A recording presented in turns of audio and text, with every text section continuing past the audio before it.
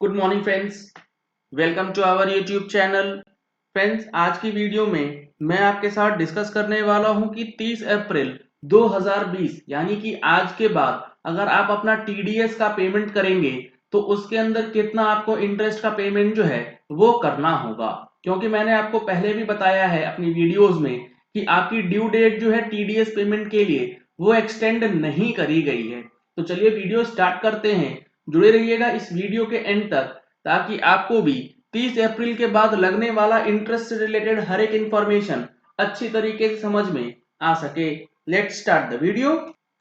यह मैंने ओपन करा है सेक्शन 201 जो कि बात करता है consequences of failure to deduct or pay. यानी कि अगर आपने टीडीएस काटना था मार्च महीने में, आपने यह तो काटा ही नहीं, और अगर आपने काट लिया है, डिडक्ट कर लिया है, तो उसको पेमेंट अगर आप ड्यू डेट तक नहीं करेंगे तो क्या होगा। तो इसका 201 का सब सेक्शन 1A ये बात करता है इंटरेस्ट की। ये कहता है without prejudice to the provisions of subsection 1, यानी कि सब सेक्शन 1 के अंदर जो कार्रवाई की जानी है वो की जाएगी, उसके साथ साथ मतलब उसको किसी भी तरीके से कोई भी इंपैक्ट ना डालते हुए। If any such person, principal officer or company as is referred to in that subsection does not deduct the whole or any part of the tax, or after deducting fails to pay the tax as required by or under this act, he or it shall be liable to pay the simple interest। यानी कि sub section 1 के अंदर जो भी person या principal officer या company जो कि रिस्पॉन्सिबल है for the purpose of deduction and after deduction depositing of tax, अगर वो नहीं काटते हैं पूरे अमाउंट को या काटने के बाद जमा नहीं करते हैं तो उनको सिंपल इंटरेस्ट जो है वो पे करना होगा। सिंपल इंटरेस्ट का परसेंटेज क्या होगा? एट 1% फॉर एवरी मंथ और part of a month on the amount of such tax from the date on which such tax was deductible to the date on which such tax is deducted। यानी कि मार्च महीने का जो है अगर आपको किसी भी एक्सपेंडिचर के ऊपर टैक्स डिडक्ट करना था लेकिन आपने मार्च महीने में उसका पेमेंट डिडक्ट नहीं किया, यानी कि डिडक्टिबल जिस महीने था उस डेट को वो डिडक्ट ना हो करके किसी फ्यूचर डेट पे डिडक्ट होगा, तो वो जो डिले इन डिडक्शन है उसके लिए 1% हर एक मंथ का इंटरेस्ट जो है आपको लगेगा।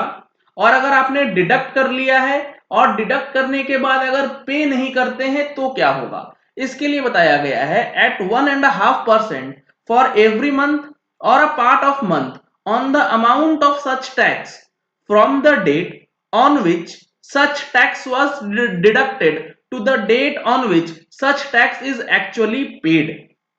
अगर आपने टीडीएस का पेमेंट डिडक्ट तो कर लिया लेकिन डिडक्शन के बाद जिस ड्यू डेट तक उसकी पेमेंट करनी थी वो पेमेंट ना करके आपने उसमें डिले कर दिया है, तो हर एक डिले के लिए आपको जो होगा वो 1.5% का इंटरेस्ट लगेगा।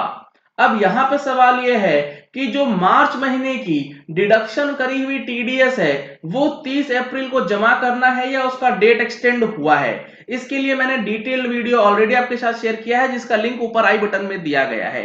इंटरेस्ट से रिडक्शन क्या है क्लॉजेस वो मैं आपको अभी दिखाता हूं। And such interest shall be paid before furnishing the statement in accordance with the provisions of sub section 3 of section 200। और मजे की बात यह है कि जनवरी, फरवरी और मार्च महीने की जो आपको टीडीएस की रिटर्न भरनी है जिसकी ड्यू डेट 31 मई है, इसकी डेट भी एक्सटेंड हो चुकी है 30 जून तक, यानी कि पेमेंट की डेट जो है वो 30 अप्रैल है। लेकिन अगर आप 30 अप्रैल आज जमा नहीं करते हैं तो ये जो इंटरेस्ट रेट है 1.5% का जमा करने के फेलियर की वजह से ये आपका 1.5% नहीं रहेगा, इसको रिड्यूस किया गया है, इसमें रिलैक्सेशन दिया गया है। रिलैक्सेशन कैसे दिया गया है? रिलैक्सेशन दिया गया है taxation and other laws relaxation of certain provisions ordinance 2020 से। इसके अंदर बेसिकली ये बातें बताई गई है कि कोई भी ड्यू डेट आपकी 20 मार्च 2020 से लेके 29 जून 2020 के बीच में अगर फॉल करती है तो उसका डेट जो है वो एक्सटेंड कर दिया जाएगा 30 जून 2020 तक। लेकिन इसका सब सेक्शन 2 जो है ये बात करता है पेमेंट ऑफ टैक्सेस की।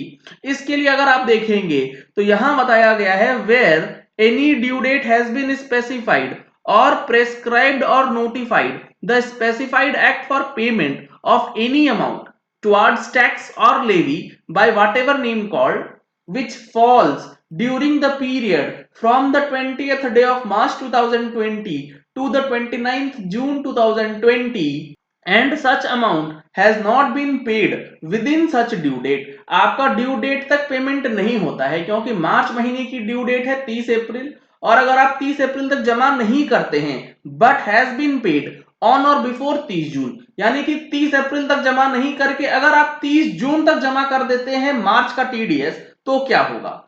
और such other date after the 30 June as central government may by notification specify notwithstanding anything contained in the specified act. तो यहां पर जो इंटरेस्ट दे रखा है इसको ओवर रूल करेगा ये वाला सबसेक्शन, और उसकी वजह से जो इंटरेस्ट होगा 30 जून तक वो रहेगा the rate of interest payable if any in respect of such amount for every period of the delay shall not exceed 3/4% for every month or part thereof। यानी कि 3/4% तक जो है वही इंटरेस्ट आपका लगाया जाएगा। 1.5% का इंटरेस्ट ना लग के 3/4% जो है वो लगेगा, मतलब 0.75 का इंटरेस्ट जो है वो आपको देना होगा। इस चीज को समझना बेहद जरूरी है कि ड्यू डेट एक्सटेंशन ना मिलने की वजह से यहां पे इंटरेस्ट का रेट जो है उसको रिड्यूस कर दिया गया है। 1.5% for the payment for the failure in payment and 1% जो डिडक्शन का था सारे इंटरेस्ट रेट्स को रिड्यूस करके 0.75% तक ले आया गया है। चाहे वो आपका एडवांस टैक्स का इंटरेस्ट हो, सेल्फ असेसमेंट का इंटरेस्ट हो, टीडीएस का किसी भी तरीके का पेमेंट था जो कि ड्यू डेट से करना था नहीं कर पाए, तो इंटरेस्ट रेट जो है वो रिड्यूस हो जाएगा। No penalty shall be levied and no prosecution shall be sanctioned in respect of such amount for the period of delay. For the purpose of this subsection the period of delay means the period between the due date and the date on which the amount has been paid। और period of delay का मतलब होगा जो due date का period है, जिस दिन due date fall करता है उस दिन से लेके एक्चुअल पेमेंट डेट तक जो है आपका इंटरेस्ट लगेगा at a rate not exceeding 3/4%। और इसका सबसेक्शन 1 जो बात करता है वो ये बात करता है कि where any person including the principal officer of a company who is required to deduct any sum in accordance with the provisions of this act or referred to in subsection 1A of section 192 being an employer। यानी कि TDS on salary और TDS on otherwise than on salary, यानी कि किसी भी तरीके का TDS की बात यहाँ पे की गई है।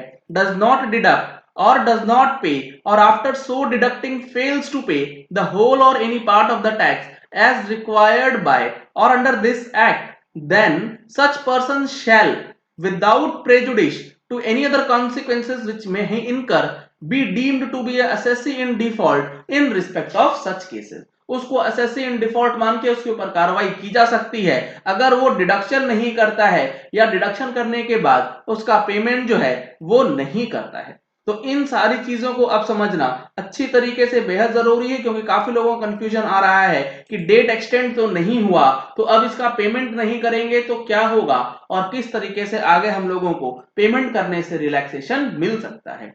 रिटर्न की डेट एक्सटेंड हो चुकी है 30 जून तक, उसमें कोई कंफ्यूजन नहीं है। चलिए इस वीडियो को यही एंड करते हैं। आशा करते हैं कि आपको ये वीडियो पसंद आया होगा। अगर आपको ये वीडियो पसंद आया तो इस वीडियो को लाइक और शेयर करना मत भूलिएगा, ताकि मैक्सिमम लोगों तक जिनको भी ये कंफ्यूजन है कि 30 अप्रैल के बाद कितना इंटरेस्ट लगेगा अगर टीडीएस का लेट पेमेंट होता है, क्योंकि लोगों को परेशानी जो है वो जेन्युइनली हो रही है।